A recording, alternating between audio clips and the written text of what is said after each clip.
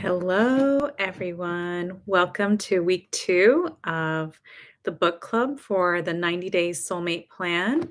Today, we're going to be talking about emotional well being. So, that's part of step 1, be a love magnet, discover your loving self through self love. So, welcome, everyone. I'm going to start off with a little mindful meditation.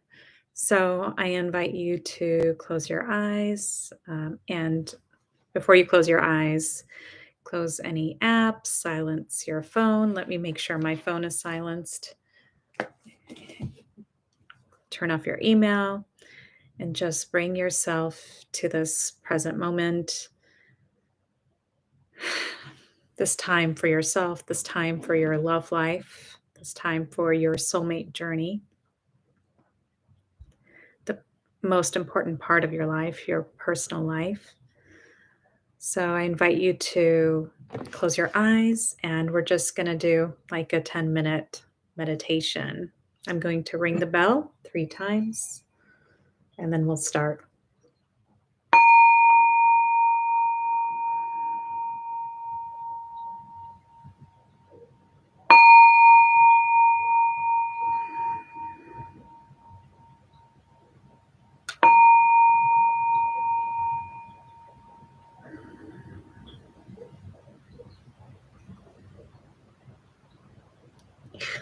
Breathing in, I notice my in breath. Breathing out, I notice my out breath. In, out.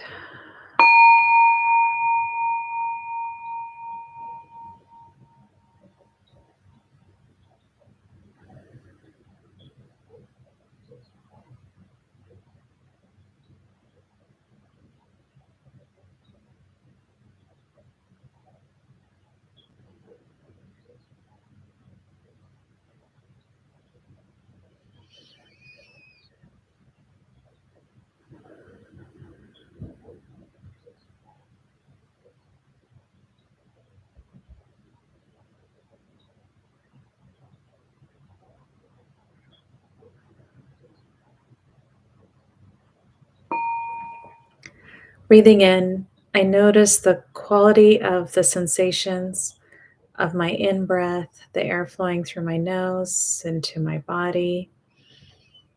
Breathing out, I bring my awareness to the sensations of my breath leaving my nose. In, out.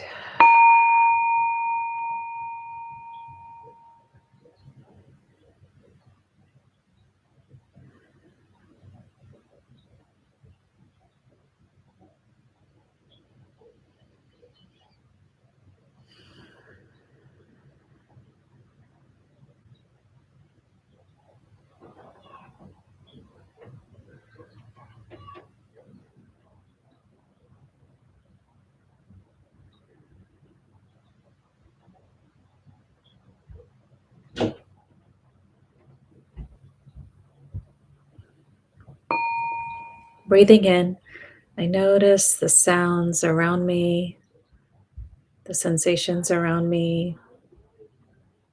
And breathing out, I just allow myself to observe them and then come back to focusing on my breath. In, out.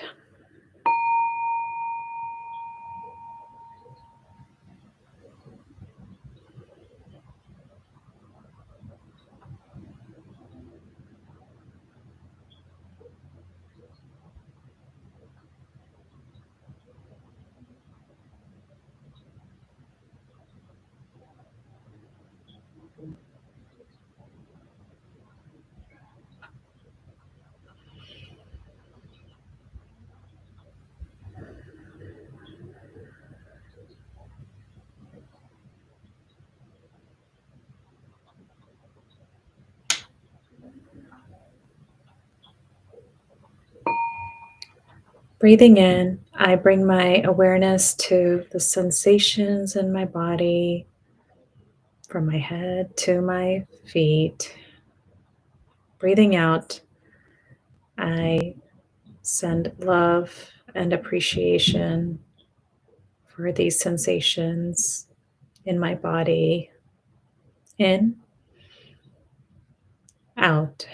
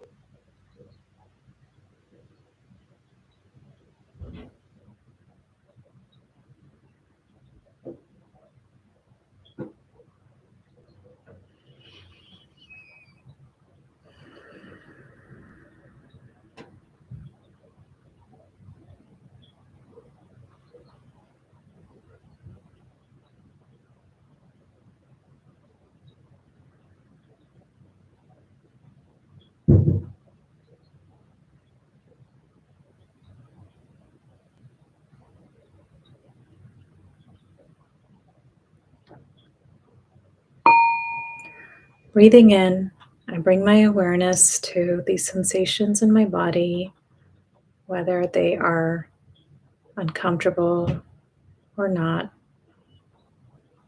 Breathing out, I send acceptance, love, and forgiveness for experiencing these sensations in my body. In, out.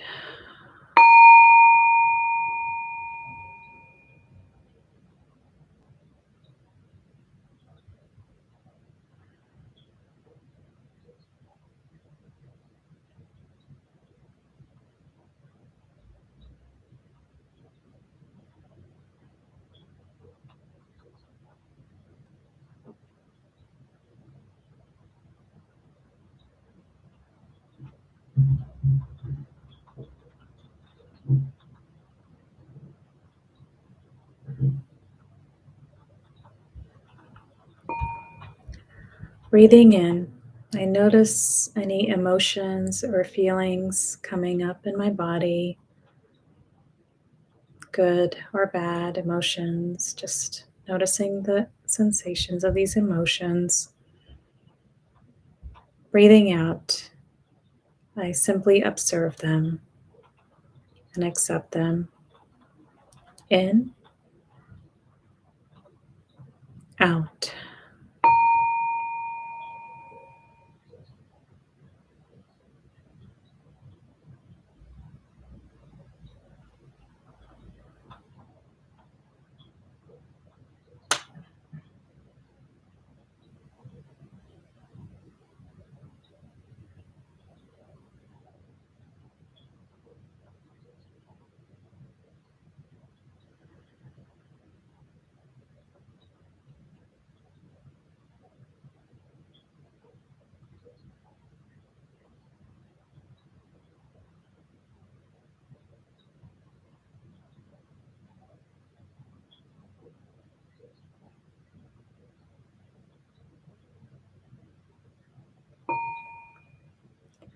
Breathing in, I bring my awareness to my whole emotional body, my feelings, my emotions, good and bad.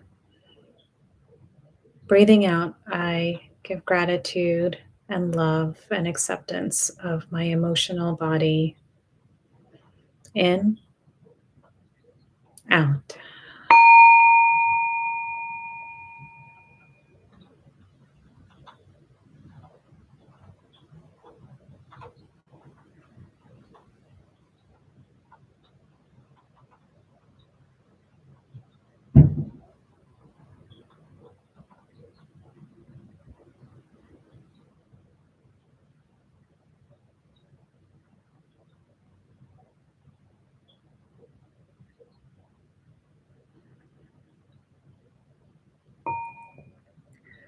Breathing in, I know that I am safe.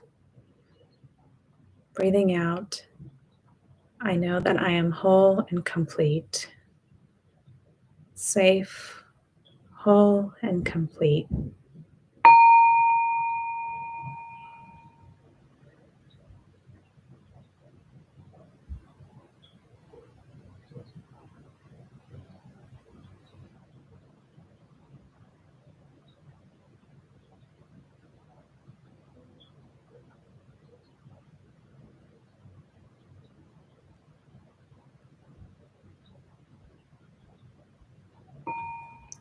May I be happy. May I be free. May I be free from suffering.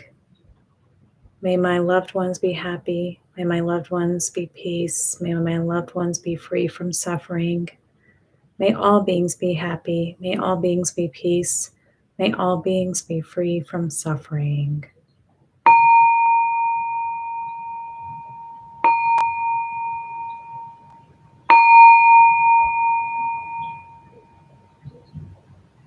Thank you. And you can slowly open your eyes.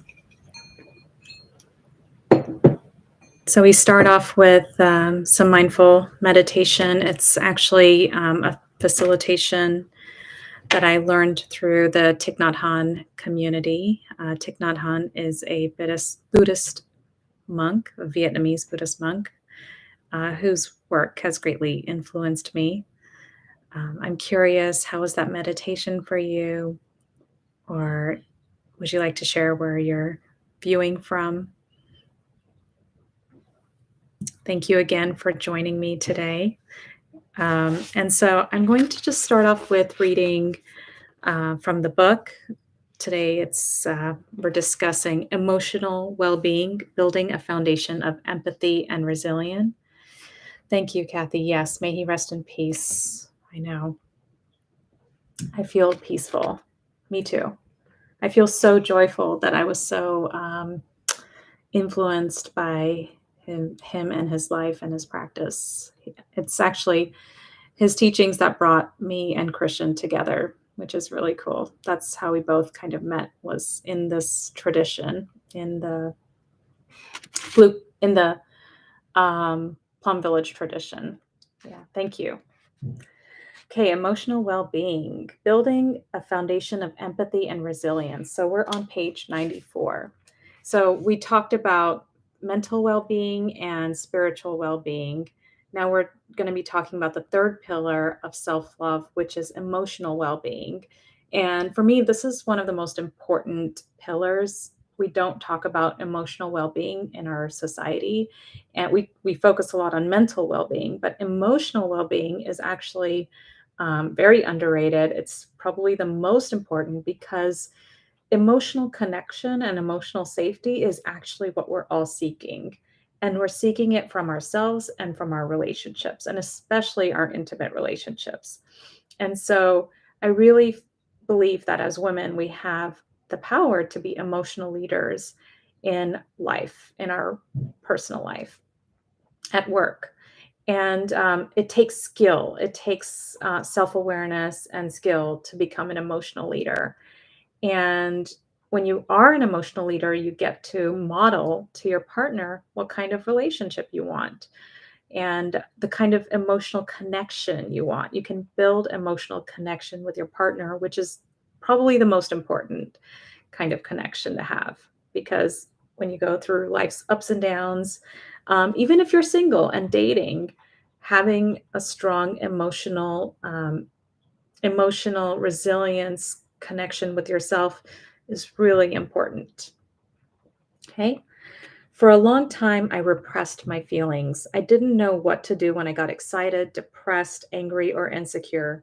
No one had given me a template on how to manage my emotions, and the few times I cried in public, I felt silly and vulnerable. So I will say that I used to cry, like if my boss was giving me negative feedback, I would just start crying, or I would run to the bathroom and cry. And I felt ashamed and embarrassed. I think there's nothing wrong with being emotional or sad or whatever, but I really didn't know what to do with, my anger, my rage, my grief, and all of that. Yeah. I'd gotten the message that being emotional was a woman's downfall. In relationships, when I was upset about something, I would just stay quiet and stifle my annoyance or finally blow up when it got too much. In general, though, I had an easygoing, fun demeanor, but inside I had other things brewing. Interestingly, I would mostly lose my cool with the guy I was dating, yet hardly with friends or family. Isn't it fascinating that the person we covet the most, the person we're afraid of losing, is whom we feel the safest to unleash our pain on? On the flip side, when things were going my way, a guy that I liked was texting me, or I was partying out with friends and traveling the world, I felt happy and excited. I was on this crazy adventure called life, and my emotions were just a part of me. I didn't give two thoughts about my feelings until after my breakup, when I was engulfed by my emotions, and for the first time, I was forced to face them. After getting over my sadness and despair, I started feeling surges of indignation and anger that took over my being, making me blind to reality. I was a tigress on the prowl, ready to unleash my claws on someone. I felt unstable and couldn't really trust myself or the world around me. Have you been in that situation where you just get totally engulfed by your feelings and you don't think that there's any way out? I mean, it's a scary place to be, right? When you're just so angry or when you're so stuck in despair. It is only now that I can see that I didn't have a strong emotional foundation, so there was nothing in me that felt truly safe and secure. I was a victim of the outside world. How could I reasonably be in a relationship if I had no control over my thoughts and feelings? Even though most people considered me being calm, cool, and collected, I was a magnet for drama because of my tumultuous emotional landscape. Like I shared before, I was a magnet for heartbreak. I had drama all around me. Even though things were going well on a surface level, I still attracted a lot of drama. And that's because of all my repressed feelings and not being able to handle my emotions. And I would say that's one of the that's one of the key things that draw women to coaching with me is they're feeling emotionally unstable or disconnected or lost in their emotions, not knowing, like feeling like they're on a roller coaster ride with their emotions. And so we first start with emotional well-being in coaching because that's just such a powerful place to start. Having spent years studying emotional health, I now understand how important emotional mastery is for men and women to be in their most resilient, loving, and passionate selves. This area is rarely covered in mental health education, yet is what is critical to our well being and our happiness. Emotions are powerful. They are the juice that fuel the human spirit, the power behind all that we do, the language of the heart and body. When you're happy and thrilled or down in the doldrums, there's a beauty and truth to be expressed and experienced. Emotions are what connect people to each other deeply and honestly, allowing us to live truly fulfilling lives. If you think about it, fulfillment isn't just something that you're seeking outside of you, it's actually a feeling, you know? So much of our lives we're chasing experiences, but really what we're chasing is a feeling of peace, a feeling of contentedness, of, you know, women have a unique role in relationships. We are the relationship experts, the emotional leaders, the ones who lead in vulnerability and emotional honesty, creating intimacy in the process. So we oftentimes think intimacy is about sexual intimacy, or just like having a shared reality with someone else. But intimacy is about emotions, it's about being able to express yourself freely and compassionately, and creating space for your partner to do the same, and reaching understanding.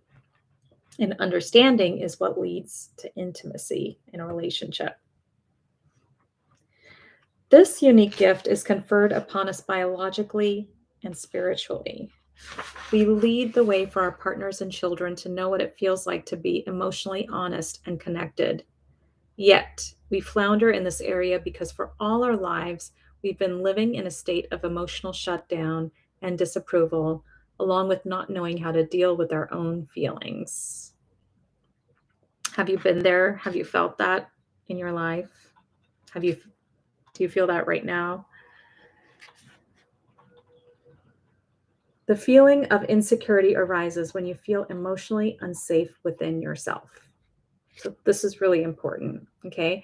We're always thinking that other people are making us feel insecure, or our job situation, our work situation. our parents, but really it's when we feel emotionally unsafe inside of us. So really the work around building our emotional foundation, well-being foundation is about bringing that sense of safety within yourself. And when you're feeling emotionally safe within yourself, you're able to cultivate a healthy relationship with someone else. That's the starting point. Okay? And men find women who are emotionally I hate to use the word emotionally stable, but emotionally resilient to be very sexy. Like there's something super attractive about a woman who's just so self aware and self, yeah, is resilient emotionally. Is like an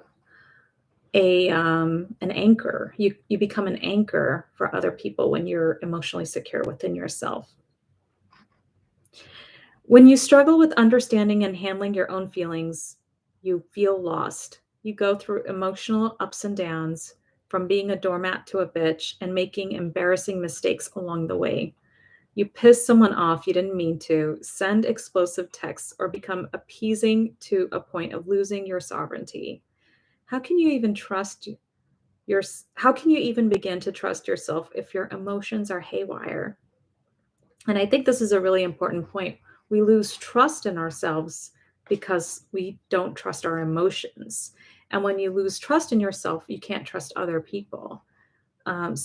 Building trust within yourself is about knowing that you can navigate life with your intuition, that your emotion, like you have the tools to navigate your emotions. On top of that, you get hurt along the way, and emotional wounds begin to pile up without ever being addressed. Experience enough wounds over a lifetime, and you begin to close down and develop a guardedness, leading to a fear of vulnerability and intimacy. This is how emotional blocks get formed and become lodged in our bodies, and we lose trust and love. You don't want to be one of those wary women that can never trust, right? So this is also important. I once read that 86% or something of people have like a wall around their hearts. It's a guardedness, it's an energetic wall. And that gets formed because of all of these emotional wounds that add up over time. And that's how we operate in the world. We're kind of wounded, and we're just navigating our dating life, our love life from that place. Here's the possibility for you, dear love goddess. You are at the perfect point of growing your emotional maturity and becoming a beacon of wholesome love and passion, where you can experience your entire emotional range from a place of groundedness and self awareness. When you become emotionally connected to yourself and you're able to process your emotions, the sky is your limit. You can reach new levels of intimacy with your man because you feel safe to be vulnerable. Your actions come from a place of thoughtfulness rather than unconscious reactions to your wounds. You can have those difficult, edgy conversations that you normally feel shy about, yet you know matter to you. Men honor women who are in charge of their emotions because they inherently feel a sense of safety, trust, and freedom. Women who are confident in their emotions are sexy and fiery. I remember when my ex fiance was breaking up with me. One of the reasons that he told me that he was breaking up was because he didn't feel safe with me and he didn't trust me. These are two things. And he felt that I would push him, from myself. So these were all related to, you know, emotional resilience and emotional safety. So, how do you become a master in your emotions and become a love goddess that draws in heart opening experiences with people that matter to you? The goal of this section is to give you the tools to begin to build that strong emotional foundation within yourself. And in the next chapter, which is called Heal Your Heart and Close Your X Files, you'll go through the process of healing and releasing old emotional wounds that no longer serve you. Okay. So, and what are emotions? Emotions are energy in motion. So emotion, energy in motion. I learned this from Tony Robbins when I did his Unleash the Power Within. So, I think about emotions being like energy packets in your body that are trying to tell you something. So they have physical sensations in your body. For instance, like anger can appear as a burning sensation around your heart. You can also feel knots in your stomach, like, whatever these physical sensations are in your body, they usually also relate to an emotion, a feeling. And that's why when we started off our meditation today, I started with focusing on the sensations in your body. Because usually when you tune into the sensations in your body, then you can also connect to the feelings with those sensations. Okay? Feelings are neither good nor bad, they just are. We shouldn't judge, suppress, or deny them. By trying to feel good, by avoiding our pain, we're being unfair and unkind to ourselves because our feelings are usually trying to tell us something. Kids don't cry unless they actually need something or are trying to communicate with their caregivers. When a baby is crying, we assume it's because she's hungry, sleepy, or has a poopy diaper and needs our help. We feel a sense of compassion for our baby. And I think this is so true. It's like now that I have kids, I observe how they are emotionally, and they can express the full emotional range. When they get hurt, they'll cry. Um, when they don't get what they want, they'll cry. Or if they, so they go from crying to laughter in a matter of a few minutes. And that's because they don't have that like guardedness or emotional wounding that keeps them, from keeps their emotions suppressed. They just express themselves. And I try to encourage that as much as possible. I want them to be their full emotional selves. I think we have to give ourselves the permission to do so as well. Okay. Likewise, as adults, our feelings are communicating with us, and we owe it to them to slow down and have compassion. The trouble starts when you begin to push your feelings down or invalidate them. When they're suppressed, they live inside of you as trapped emotions. According to Chinese medicine, different organs hold on to certain emotions, like grief living in your lungs or anger in your liver. This goes on to fester as disease later on. After a major traumatic event like a breakup, loss, or betrayal, if you harbor feelings of anger and resentment, an energetic wall gets created around your heart. So I talked about that. Okay. So, emotional well-being is about taking care of your emotional body. It's about noticing your feelings and needs and offering yourself the tools to navigate these emotional needs. But then it's also about allowing your emotions to guide you, like kind of like tuning into your intuition, which comes from a feeling, like a gut feeling or a feeling from your heart. And then also it's about releasing old wounds. So it's a couple of layers, and we're covering all of that in this book. Okay. So, one of the most important tools is called self empathy. I learned it from the Center for Nonviolent Communication. It's like the one tool that I use every day without fail. Okay, self empathy, which I'm on page 98. Okay, self empathy allows you to be there for your emotions and needs, naming and validating them, feeling them thoroughly without judgment. It's a self awareness practice in which you're your own parent or best friend, and you ask yourself, what am I feeling? Am I feeling sad? Am I feeling nervous? I offered the sheet in my freebie. So if you go to the Soulmate Plan resources page, you can get a link to the feelings and the needs sheets that are part of this exercise. Okay. You sit with the emotions, allowing yourself to fully embody them and noticing the sensations that rise up. During this time, you don't go into any story or narrative. You just ask yourself, what am I feeling? What am I needing? That's it. And I think this is important. A lot of times we try to overanalyze ourselves out of situations, but really at the end of the day, just being with our feelings, noticing what feelings we're feeling and what needs are met or not met, that's the most powerful thing we could do for ourselves. Okay.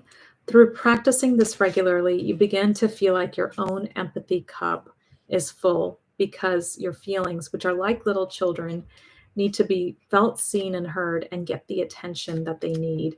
You begin to understand what your needs are based on your feelings.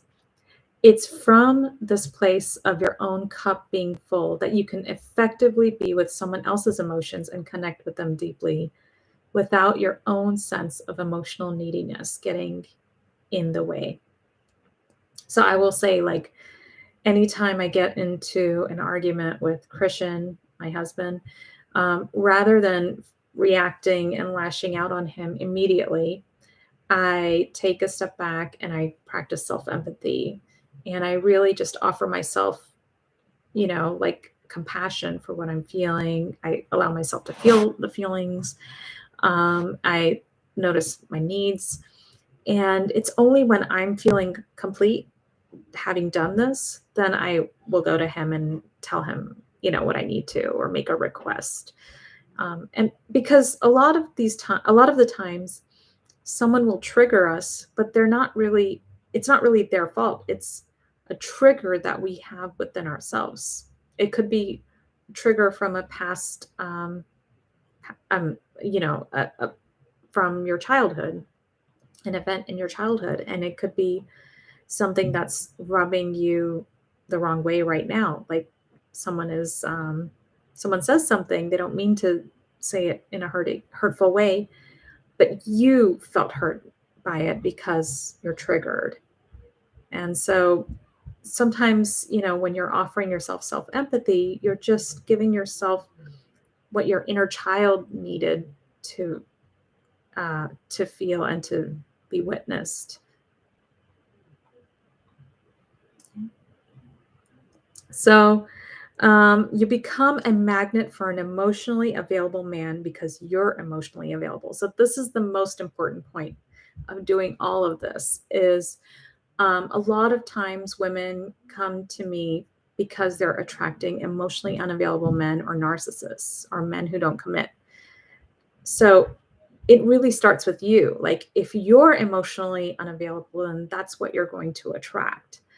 And a lot of times we don't realize we're emotionally unavailable because we just have all this wounding. And because of that, we're attracting emotionally unavailable men. But the more you become emotionally loving and connected with yourself, you start to magnetize emotionally available men. Okay. So, what are the basics of self empathy? What is this practice of self empathy? It's basically a 4-step process. So, I share about it in the book. It's like exercise 1, you bring awareness to your feelings. And then exercise 2 is about bringing awareness to your needs. So, what you do is you basically look at the feelings and the needs worksheets from the Center for Nonviolent Communications. Again, the links are in my free resources. I think it's the link is in the book on page 100. You can download these sheets. And basically, what you do is the way I practice self empathy is I set aside like 20 minutes, set a timer for 20 minutes. And then I close my eyes, take a couple of breaths, and then I tune into my sensations in my body, just like we did in the meditation today. And then I ask myself, how am I feeling? And in the beginning, you'll need to look at your sheet because there's like 100 feelings, Um, just go down the list of feelings, especially the feelings from unfulfilled needs. So start with that first. So, go through like, I'm feeling nervous, I'm feeling self conscious, angry, scared. Just just list all of these feelings and feel the feelings in your body, and then ask yourself, well, what am I needing?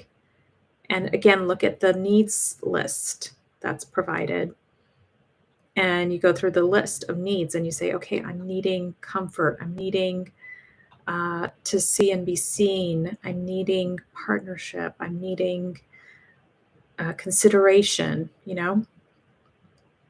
so, and then you go into what what are your fulfilled feelings. For instance, I'm feeling thankful, um, stimulated, present, uh, you know whatever those positive feelings are, so-called positive feelings.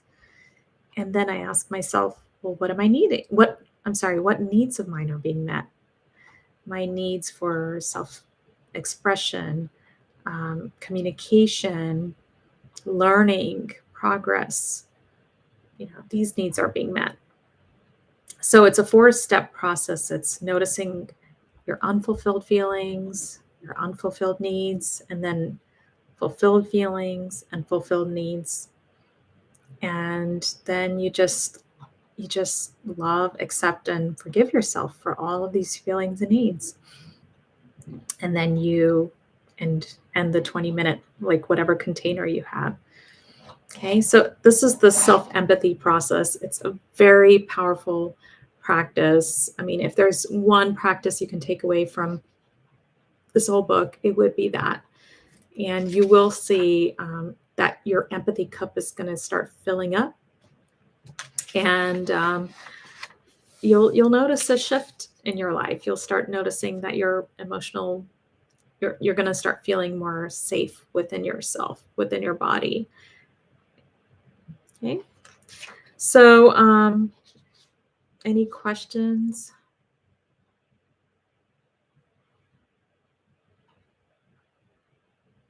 Okay. On page 103, I talk about how our feelings and needs drive our behavior. I think this is really important because a lot of times we're just unconsciously navigating life.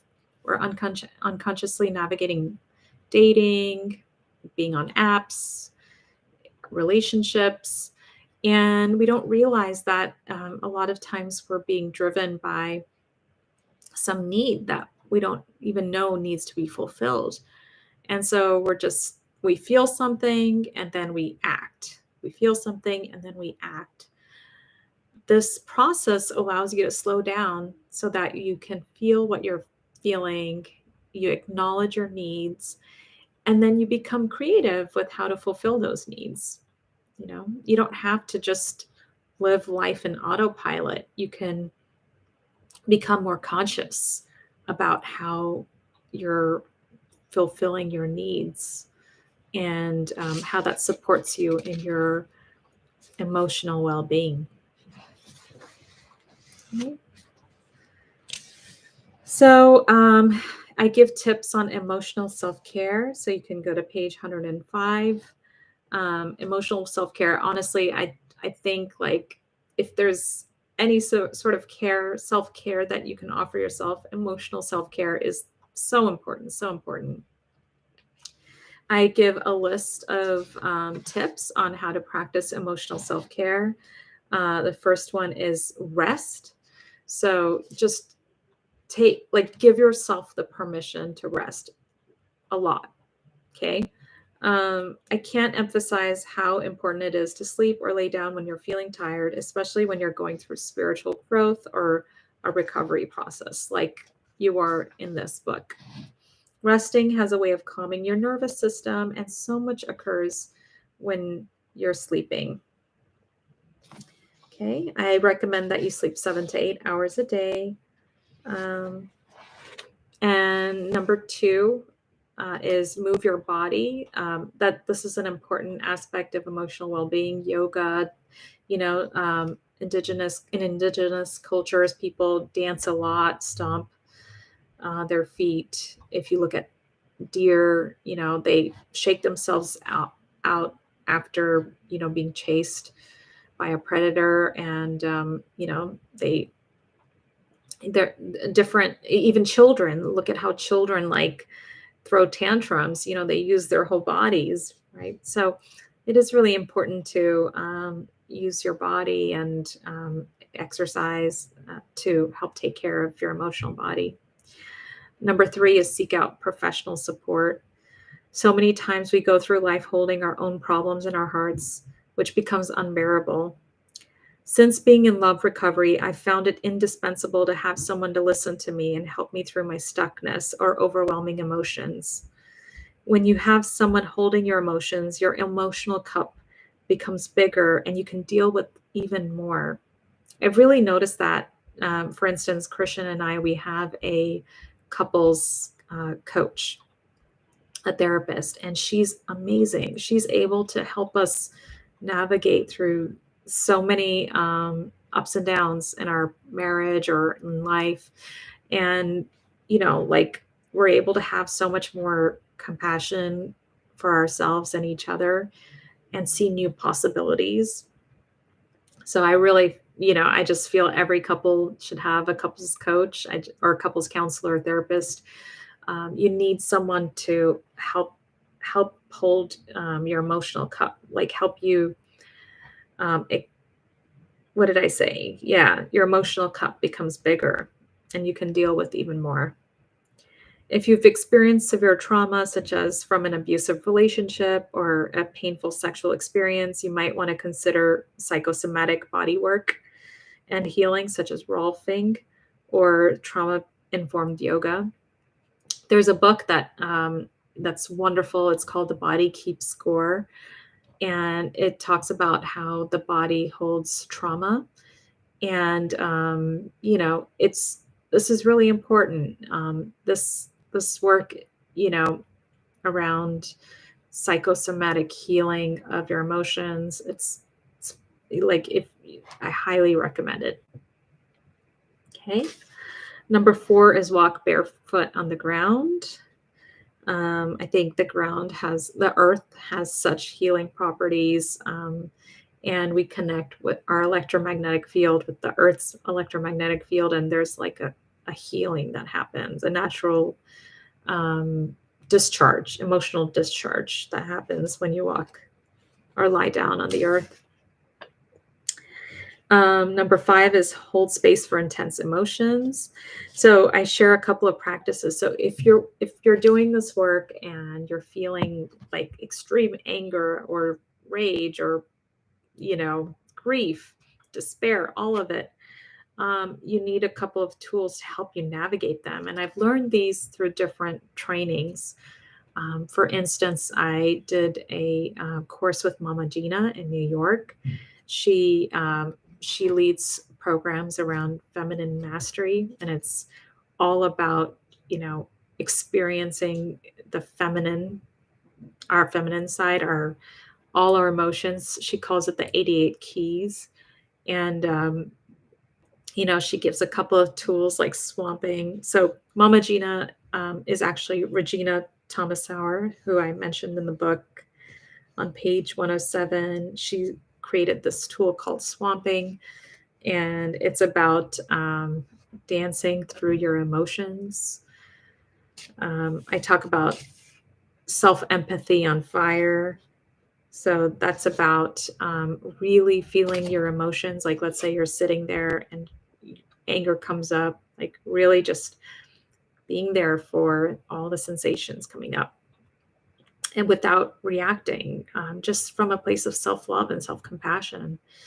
And you'll see that like as these emotions come up, they'll fizzle out over time because they've been seen, they've been validated. Okay. C is dancing and swamping. I'm on page 108. D is laughter. So I tried laughter yoga, especially after going through my loss. And it's so cathartic. I found this laughter yoga place online in New York City. And you just like, it's not spiritual bypassing. It's just, you're feeling so much pain, but then you're also feeling the intensity of emotions through laughter, and the laughter becomes a healing, like a healer of the despair. So you're able to hold both at the same time. There's like a transmutation that happens when you bring joy or laughter in while also experiencing the tough emotions. Okay. E is creativity. So I think one of the most important things we can do for self-expression, expressing ourselves emotionally, as creativity. So if you're going through intense lows or highs, even write poetry. That's how I channeled this book, right?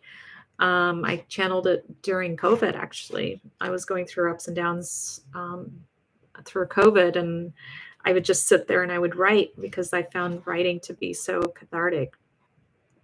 Draw, paint, dance. Like I think a lot of some of my clients used to dance through, even like compose, you know, or choreograph dances while they were channeling their anger or whatever, sadness, confusion, uncertainty. Okay. So, your emotional health is the most fragile yet powerful part of your human experience. When you take care of it, you will feel connected not only to yourself, but to others in an open hearted way. During your love recovery, notice what triggers you, including people or certain activities, and see if you can minimize unnecessary outside stimulation, especially as you're building your emotional foundation. When you're around your friends and family, try to be compassionate with their problems without getting absorbed in their drama. So, this is important. A lot of women that I work with are empaths, they're empathic. And empaths tend to absorb people's dramas and emotions. Um, in fact, I advise you to just ground yourself through practicing self empathy and just listen to other people without getting engrossed, like empathize without absorbing or another person's story. Okay. When you're around friends and family, try to be compassionate with their problems without getting absorbed into their drama. Practice self empathy before having difficult conversations, kind of like what I talked about, what I do with my husband. And make a commitment to try not to control, fix, or take on others' suffering in any way. Sometimes just listening while practicing healthy boundary setting can be a powerful way to support someone. And I think that's an important part of being a love goddess. You don't need to solve everyone's problems. Just focus on your own sense of peace and um, self care. Everything else will fall into place.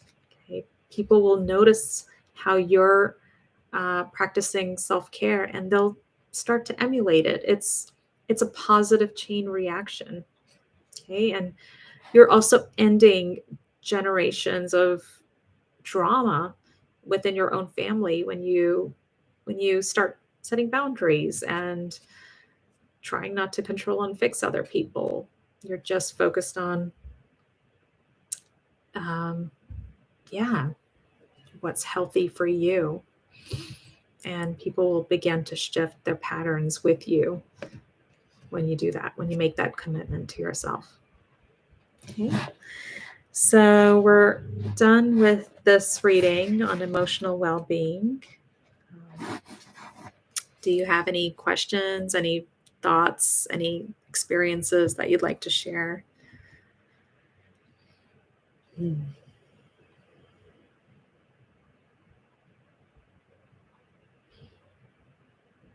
Okay, we'll just close off with a minute or two of grounding.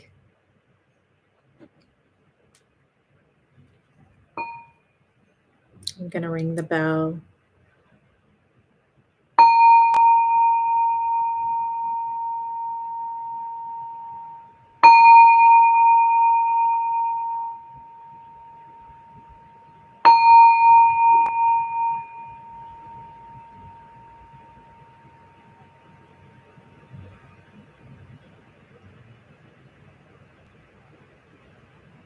I am safe. I'm enough. I trust myself and my emotions. I love, accept, and forgive myself for whatever I am feeling and needing.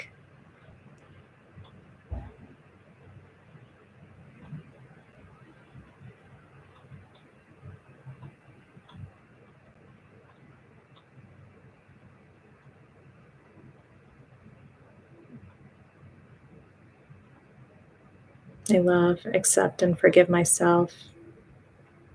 I'm whole and complete. I'm magnificent. I'm divine.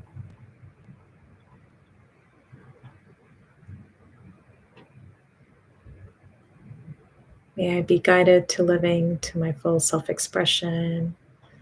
May I attract and create a healthy life partnership. May I be supported by my loved ones, by life, by God, in living my full self-expressed life. I'm safe, I'm whole, I'm complete. I'm supported. I'm loved.